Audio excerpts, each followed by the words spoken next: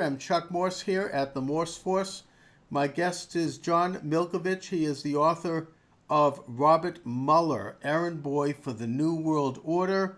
John is a state senator from Louisiana. He's an attorney. He's a former law clerk for a federal appeals court judge. John, thanks for joining me this afternoon. Yes, for a state appellate judge, yes. Mr. Moore, such a privilege to be with you today. Thank you for the work that you're doing to fight for America. You know, John, your book is coming out at a very topical time because we've got this, what I would describe as a slow motion coup d'etat, headed up by this character Mueller and his brown shirts. I know I'm being a little hyperbolic there, but if you take a look at their tactics, I think people would have to objectively agree, and that they are attempting to undo an election and overthrow a president of the United States. But before we get into the details of the Mueller committee and what he's trying to do, I want to talk a little bit about the background of Robert Mueller. And by the way, I love your expression, quote, slow motion coup d'etat, unquote.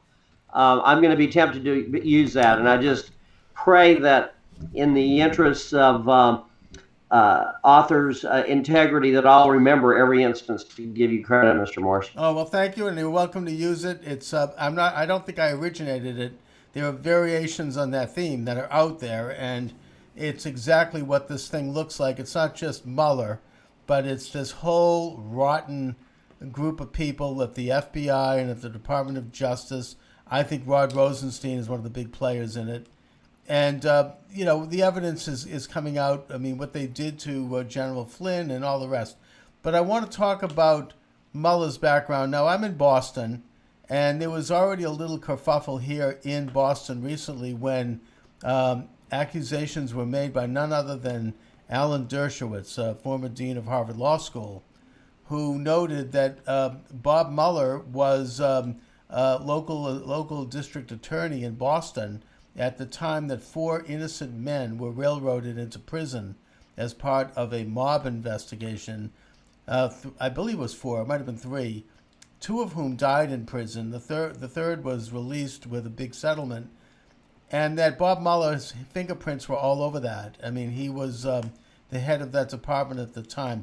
So if you know anything about that, please comment. But also, let's just get started at the beginning of this man's career.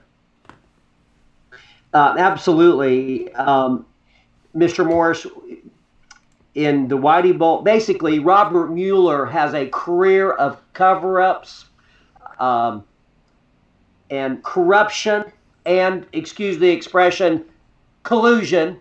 That's his professional career as a member of the Department of Justice and the FBI. Starting with the Whitey Bulger gang, you alluded to that. Whitey Bulger was an Irish mobster that ran a racketeering and criminal enterprise. He was basically a mafia kingpin in Boston. He was friendly with some of the local authorities, obviously, because his reign of terror in Boston lasted about 19 years. Interestingly enough, while Whitey Bulger was in power, he was assisted, and of course, in order for a criminal to flourish and thrive and prosper over a long period of time, they've got to have law enforcement government protection. He did. It came from nowhere else than the FBI. The FBI actually protected him, tipped him off, allowed him to avoid the wiretaps of other law enforcement investigations who were trying to put him in jail. Whitey Bulger was the kingpin in Boston. What's interesting, in addition, is that several writers say that FBI agents not only protected him, covered for him, kept him in power, but FBI, or some writers, assisted him in the cover-up and or commission of murders. And what is that, Mueller? Well, in the epicenter of Whitey Bulger's reign of terror, where Robert Mueller was right in the middle of it, both temporally and geographically. You see, Robert Mueller was assistant U.S. attorney and then later U.S. attorney in Boston for a period of over years, right in the middle of Whitey Bulger's homicidal heyday. And during that time frame, Robert Mueller did not lift a finger, did not raise his voice, did not hit a lick on a snake. If we move forward to Pan Am 103, that horrible in-air explosion in 1988 of Pan Am 103 over Lockerbie, Scotland. The people that are a little bit older, like me, may recall that. What we know is that almost immediately after the crime, after the mass murder, federal agents, rank and file in the trenches, frontline federal agents knew who had committed the murder. It was Ahmed Jibril, was a bomber, a terrorist bomber. He was involved. He got the bomb on board. He was helped by Mansour al-Qassar, a Syrian drug lord who had engineered a network of baggage handlers to smuggle drugs onto international flights, and he allowed Jibril to use his network of paid-off baggage handlers to get the bomb on board. So we've got Jibril, the bomber. We've got al-Qassar, the drug dealer, with the airline drug pipeline. And then we have the CIA, some rogue elements of the CIA that were covering for al-Qassar's drug operation. And also we know that investigators have uncovered that the CIA knew about the bombing in advance, had an opportunity to stop it, told agents on the ground, go ahead, don't worry about it, let it go. Basically, let this bombing happen that destroyed 270 lives and ravaged families for decades. Well, what does Robert Mueller do? He is brought in, and by the way, if I'm either going too fast or boring you, Mr. Morse, don't hesitate to stop me. But Robert Mueller comes in to do what Robert Mueller does, conduct a cover-up. He basically, Ahmed Jibril, the terrorist who got paid by the Iranians $11 million to do the bombing and bragged about it, and was basically the toast down for a circle. He got a pass. Al-Qassar, the Syrian drug dealer that helped formulate the drug pipeline that helped get the bomb on board, he got a get out of jail free card. The CIA that had their fingerprints on this and were protecting Al-Qassar's drug operation, was shipping heroin into America, they get a mulligan. So this is like Bob Mueller. Not only do the guilty get off free, but he finds usually some scapegoats to make it look like he's doing his job. They ended up prosecuting 2 Libyan intelligence officers who had as much to do with that bombing as the 6th grade PE teacher of Des Moines, Iowa. If you like, we can talk about BCCI. Well, let me just also, I mean, toward the end of Bob Mueller's tenure, there was the Boston Marathon bombing, and the 2 people, the bomber number A and bomber number B, they were on the radar screen of the FBI. They had been warned by Russian intelligence about these 2 people, and they didn't really do apparently anything to prevent it. Now, right after the bombing, we had local Congressman Stephen Lynch, who represents the area that the bombing took place, request testimony or request documents from the FBI, Mueller's FBI. Mueller, don't forget, was the head of the FBI at that time.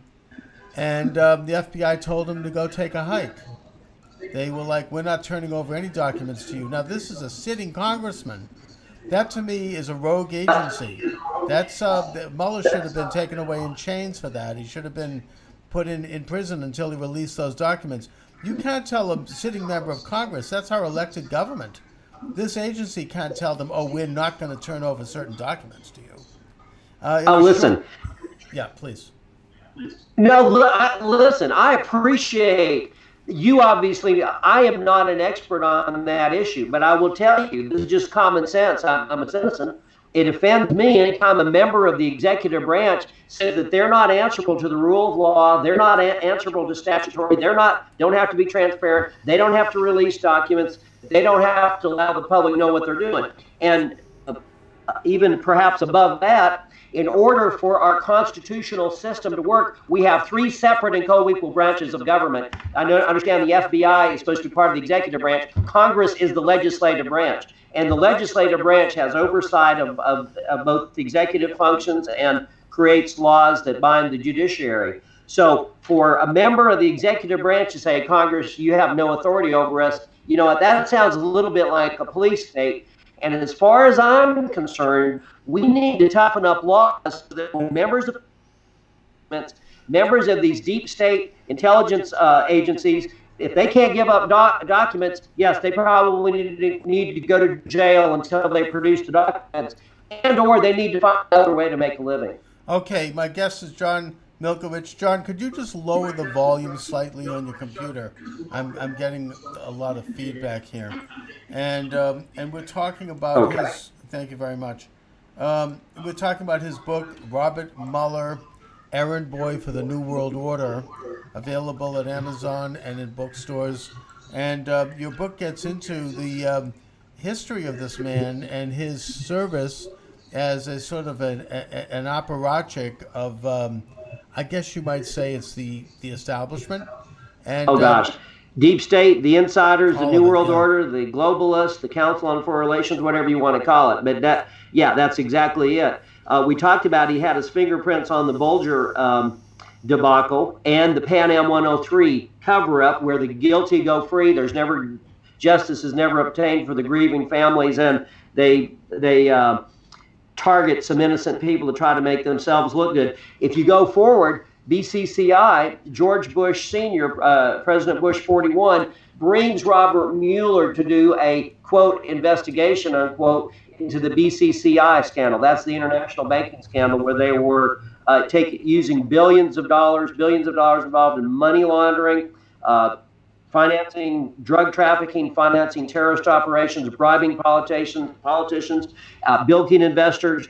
Robert Mueller is brought in. What happens? Here we go. A classic Robert Mueller operation. The evidence, much of it, we believe, swept under the rug, and many of the people higher up in the wrongdoing slap on the wrist or no real sanctions at all. So Robert Mueller did what he was called to do in that case: make sure the high-wheeling globalist financiers don't never have to face any consequences, or never punished, or never held accountable. We can go talk about Ruby Ridge, Mr. Morse, where Randy Weaver's family got shot up. A federal sniper admitted that he tried to kill Randy Weaver by severing his spine with a long-range rifle and scope. Randy Weaver moved at the last instant. It was wounded instead of killed. However, his wife and 14-year-old son weren't quite so fortunate. His wife was shot in the head and killed by a federal sniper while she was holding her 10-month-old infant baby in the doorway of her home, of her cabin, humble cabin.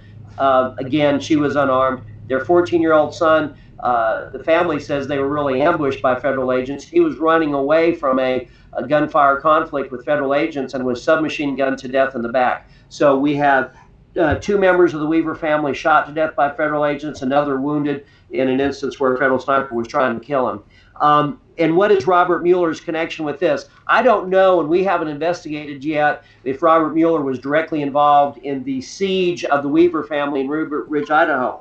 What we do know is that close associates to Robert Mueller and say that after the federal agent shot up this family, Robert Mueller basically went ballistic. He was angry. He was furious. Was he angry that federal agents shot up the Weaver family? No. He was angry that anyone had the audacity to criticize federal agents for shooting up this family. 9/11. This is where things get pretty interesting if you want to understand who Robert Mueller is. George Bush Jr., President Bush 43, brings Robert Mueller in to head the FBI 1 week before 9/11. After 9/11, Robert Mueller goes into warp speed, wide open mode, full force, full transformer force ahead to cover up 9/11. Specifically, among many other things, Robert Mueller helped whisk all the bin Ladens, Saudi royals, Saudi officials, high-ranking Saudis that were in America out of America, so they could not be questioned by federal investigators or citizens or media about their involvement in 9/11. Isn't that We do know, amazing? obviously. I'm sorry. No, that's incredible because I remember when that happened. Like it was a few days after 9/11, and all planes were grounded. The silence was Oh, amazing. this is Twilight Zone. This man claims to be a patriot, yet he takes the people that most likely had culpable knowledge and or involvement in 9/11. And by the way, there was a Saudi network in America that was providing lodging, money, connections, housing, and operational support before 9/11. So Mueller gets them all out of America so they can't be questioned and we can't do a meaningful investigation. The other thing he does, he rounds up hundreds of hapless immigrants in New York City, puts them in jail, and according to at least one author, he not only personally supervised their detention, he personally supervised their abuse. And one thing that all these immigrants had in common that Mueller had rounded up in New York City, they had nothing to do with 9/11. So here we go again. This is the Mueller modus operandi, the hallmark of his operations, the real brand of his way of doing things is the guilty go free. The Bin Ladens and the Saudi royals and high-ranking Saudis whisked out of America so they can't even be questioned, and a bunch of hapless immigrants rounded up in New York City that had nothing to do with it, just so Mueller can make himself look good. And by the way, here's another facet. The mainstream media keeps telling us, well, Robert Mueller doesn't use the media, doesn't leak, he's so quiet, he's so understated, that's baloney. Robert Mueller manipulated the media and into thinking that he was actually doing an investigation of 9/11. It was a fake pretend charade by rounding up these people. So he uses the media.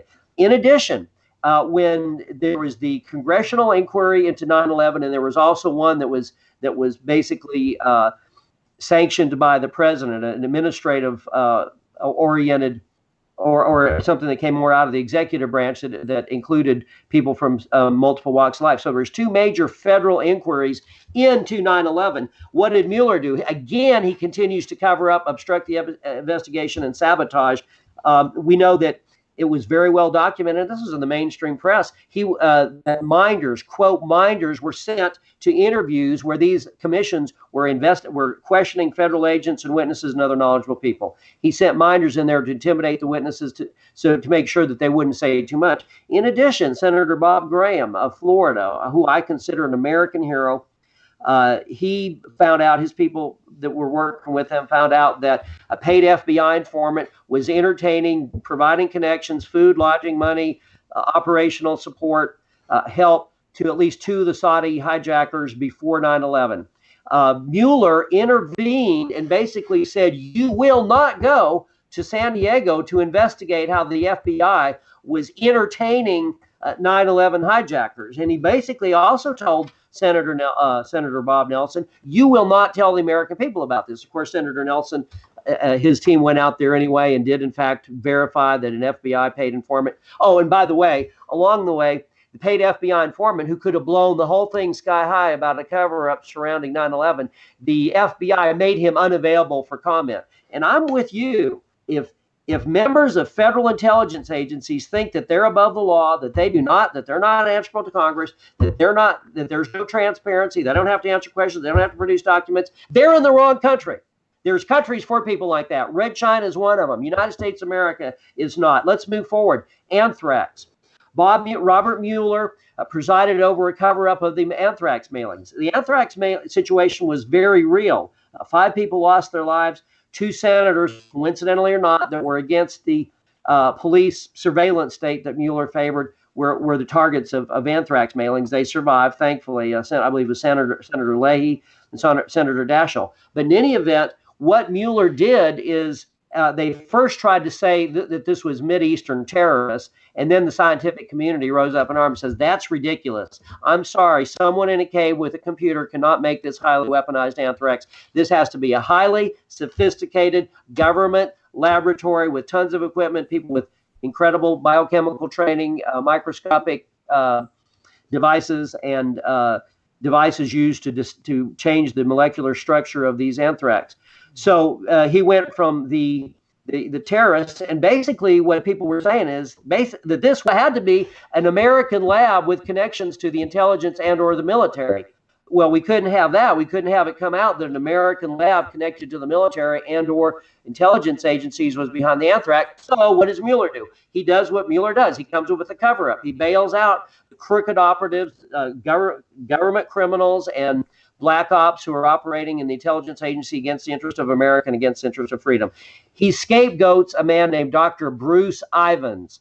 Bruce Ivins probably had as much to do with the anthrax mailings as Lee Harvey Oswald had to do with the assassination of President Kennedy. This is what we know.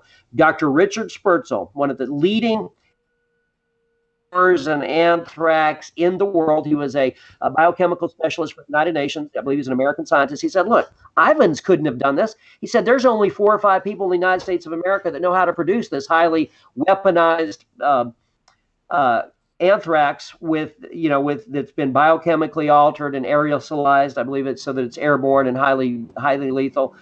He says there's only 4 or 5 people in America that know how to do it. Ivans isn't one of them. And he said, in addition and beyond that, he said it would have taken me over a year with a top flight staff and basically huge highly technical laboratory facilities to produce this anthrax.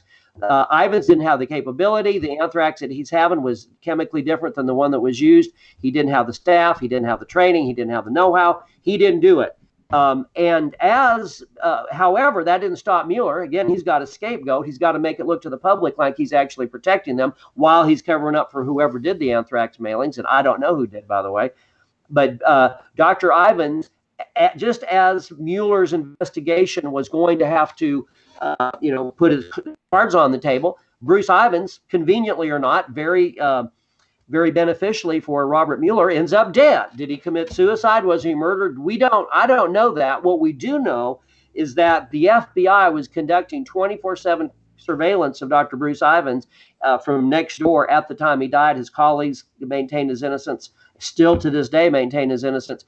And so here we go. Robert Mueller, whoever committed the anthrax mailings, they got a mulligan, they got a pass, they got a get out of jail free card. An innocent man has his life destroyed, loses his life.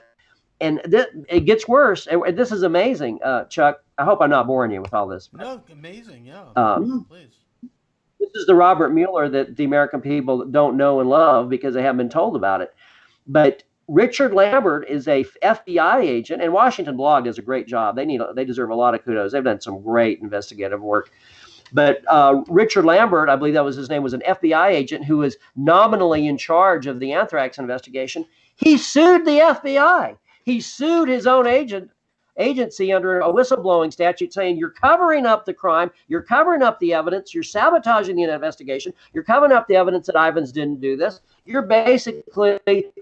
You are obstructing a federal investigation. He sued the FBI. We could talk about weapons of mass destruction, and I'll be brief. I've taken I'm sorry, I don't mean to talk over you. I'm just trying to finish running through this quickly. Go ahead. Robert Mueller's career. We went to war in Iraq, and I believe it was over 4,500 American soldiers killed. Government estimates say 32,000 were wounded. Dan Froome of Huffington Post said it's more like hundreds of thousands when you take in post-traumatic stress syndrome and traumatic brain injuries. And we've spent to date about $1.6 trillion by the time we end up paying benefits to the soldiers that were wounded. And of course, all of us agree we need to take care of the soldiers that were wounded and do whatever. And by the way, scores of thousands of Iraqi civilians lost their lives. All of that mayhem, I'm not sure what we did or did not accomplish. I'm not an expert on that, but this is what we do know. The meme, the mantra, the slogan that got us into the war in Iraq that garnered congressional and public support was, quote, weapons of mass destruction, unquote. Well, we now all know that's a lie. The soldiers on the ground said no. The federal agents, boots on the ground, said no. The investigative journalists that were over there, there's no weapons of mass destruction that Saddam Hussein had. But who told that lie under oath to the United States Congress? Robert Mueller. Folks, he's prosecuting a lot of people for lying to federal agents. I think it's still a lie to present perjured testimony to the United States Congress. So he helped echo the lie that got us into the war in Iraq. And the surveillance state, and these are the things that we've looked at, is, Robert Mueller is supposedly trying to wreck the presidency of Donald Trump. And if I understand correctly, and I'm not sure that I do, I've not been able to figure it out yet. If I'm understanding correctly, the theory basically is that President Trump and or his associates or campaign had something to do with hacking Hillary emails. And Mueller believes, supposedly, or that's his story, that's a crime for which the president should be punished, and or his associates. Very interesting that he is conducting this entire investigation based upon the theory that Donald Trump had to do, which I don't believe he did. There's the evidence. We're hacking Hillary Clinton's. Yet Robert Mueller, Hillary, he is conducting a prosecution over the hacking of one person's emails, Hillary Clinton. Yet Robert Mueller has advocated publicly and in testimony before the United States Congress that the federal government should hack the communications of every American citizen 24/7, wall to wall, carpet bombing every text, every fax, every telephone call, this interview, every internet search, that the federal government should be able to spy on every single telephonic or electronic digital communication that we have. So he's conducting an investigation because someone supposedly hacked the emails of one person, yet he's asking the federal, he is lobbied for the federal government to have the power to hack the conversations of over 320 law-abiding American citizens. And by the way, here we get one of the popular and recurring themes of a Mueller operation, which we've already talked about. It's persecute the innocent, let the guilty go free. Another one is to lie. In order to get Congress to go along with this wall-to-wall surveillance of the American people, he had to tell them, and this is what he told them, and you can judge for yourself whether it's true or not, and I'll tell you just a small smidgen of the facts that are relevant. He said, we need to spy on every communication, in so many words, of every law-abiding citizen in America so that we can prevent a 9/11. And if we would have had this capability, we would have prevented 9/11. And if we had it before, we would have stopped now. All a lie. The point, and by the way, an associated lie that he had to try to get that through Congress and get them to support wall-to-wall surveillance of American citizens, a surveillance state. He also had to tell them, by the way, we had no warnings of 9/11. Well, everybody in America at this point, they may not have known back in 2001, 2002, 2003, but in 2018, everyone in America knows that's a lie. We had many warnings about advance warnings of 9/11 coming from all directions. Here for a minute, John. First of all, I'm sorry. That's okay. I think that it was public knowledge. I remember in the months leading up to 9/11, there was front page news that there was threats of something happening. I remember at the time that summer, George Bush was in Geneva, or it was in Genoa, Italy, and there was a huge security, and there's this imminent threat coming. So there was public knowledge that something was going to happen. We just didn't know what, we didn't know when, we didn't know where, and the whole subject is interesting. I wrote a book about the Frank Amendment, which helped the 9/11 hijackers. It's a whole different subject. But no, tell me, what's the name of your book? It's Barney Frank and the Law of Unintended Consequences. I ran against Frank. Barney Frank and the Law of what, Chuck? Unintended Consequences. And that's about, tell me, what aspect of 9/11 does that cover? I ran against Frank in 2004 for Congress. Oh, why didn't you get elected? Well, I mean, the issue, the issue came up that Frank had been involved in this amendment which prevented the federal government from denying access to, denying visas to people suspected of terrorist activities. And I wrote a book on it. I sent the information I got to staff members of every congressman, every Republican congressman. After the election, Frank was taken off the Homeland Security Committee.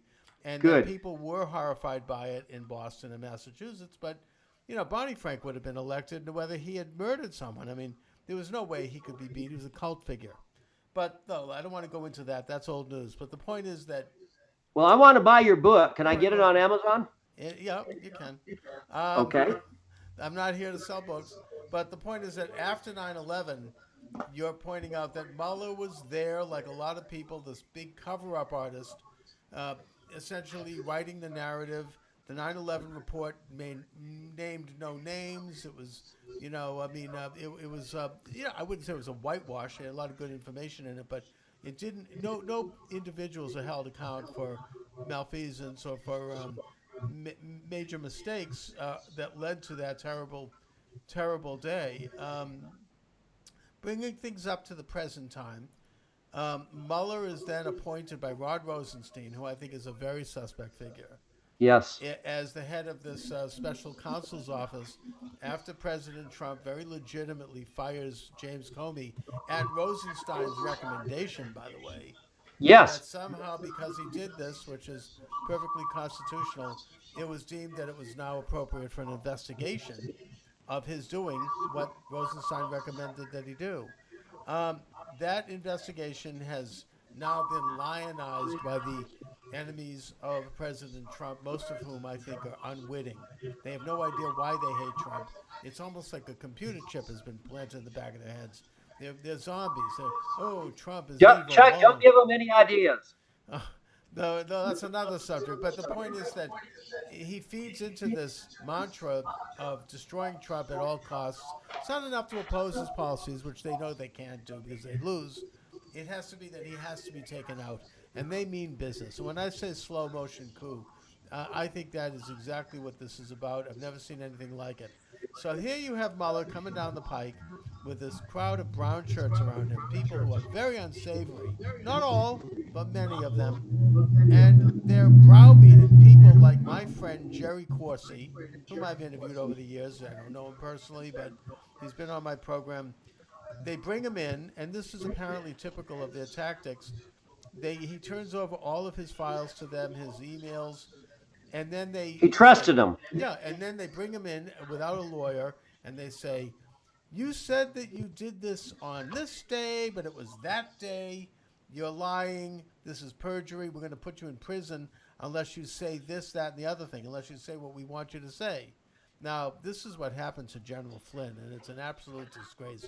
This is a decorated general who saw action in Iraq and who was a great American patriot and who was basically threatened and browbeaten by these thugs. You know, we're going to go after you. We're going to bankrupt you. We're going to go after your son, look into his financial, life. I mean, it was a blackmail situation. So he caved. I mean, I understand that. And he just caved under the pressure. But Corsi is saying, fine, put me in jail for the rest of my life. I am not going to lie for your committee. And now he's turning around and he's suing Mueller. So, Good. yeah, so I don't know if that's going to open things up, but it's an interesting development. And I think that Mueller and his tactics, which is not what our justice system is supposed to be about, You're we're not right. supposed to use our system of justice to essentially do what they do in a Soviet country or in a Nazi type country, where you bring people in and you put this kind of interrogation and try to hook them into some technicality and then throw them in prison unless they do what you want. He's standing up to it. I hope that it becomes to light to the American people. I hope people can put aside their ideologies for a minute, whether you're left, right, or center, Well, and Chuck, realize that we you're can't part of the have this in this solution. You're country. bringing it to people's attention. God, God bless you, and thank God for the work that you're doing. Well, listen, first of all, did you send a copy of your book to President Trump, and did you send a copy to Rudy Giuliani and some of his legal team? Now, I have sent about 4 copies of our book to President Trump, trying to get it to him different ways. Listen, I understand he's got other things to do, but than receive or review books, and I didn't really expect him to ever have time to read it. But I did feel with his mind he could take a look at it for 30 seconds and understand what it was, Can you where it was get it going. to Jay Sekulow, his lawyer? There's some of the people around him. In fact, Sekulow's son does a broadcast. I think he does a podcast like me. See if you can get it over to him because he'll mention it to his father. And Good, there's several other good. channels that you ought to cultivate because this book should be in their hands. I think that it would be an eye opener for them. This should be something that will bust open this story nationally. It's a very well, meticulously documented piece of work. A lot of it is public knowledge about Thank Mueller, you, and you take thank the you, whole thank you. story, the whole rotten story, and you put it into a well woven context from beginning to end, a chronological piece, a real survey of this man's career, and that this man is now being lionized by the left simply because he's going after President Trump, whom they knee-jerkedly hate. Yes, and it's interesting that yes, Chuck. Thank you for your kind comments. A couple of things. It's very interesting that people have not always been equal opportunity critics. What I mean by that is that historically, for years, for decades, there were many people that probably self-identified as liberals or maybe a little bit left to center that were highly critical of Robert Mueller. And now it's people, that maybe identify as members of Tea Party traditionalists, old school, old fashioned, whatever you want to call it, and say, this guy's a crook. So actually, he's been criticized across the spectrum for his actions. The problem is the mainstream media, not you, is bought and paid for by international bankers and financial magnates. And the people that own the mainstream media don't want the American public to know that Robert Mueller is an absolute charade. He's been portrayed in the media as you know, a straight arrow, Eagle Scout, Dudley Do Right. Nothing could be further from the truth. The last over 30 years of cover-ups, going from Whitey Bulger all the way through the present. He's got his fingers in cover-up after cover-up after cover-up. All right, no, this is absolutely true. And John, let's stay in touch. John Milkovich is my guest. Robert Mueller, Errand Boy for the New World Order. It's available at Amazon.com. It's available at bookstores. John, do you want to let my listeners and viewers know any more information about where they can reach you and get information about your Well, work? sure. Thank you, by the way, for doing your show. This is a great American resource. We need you to keep doing what you're doing. Don't get tired, please. The website for our book, because the book can also be obtained through our website, is robertmuellererrandboy.com. robertmuellererrandboy.com. robertmuellererrandboy.com. Chuck, thank you for what you're doing.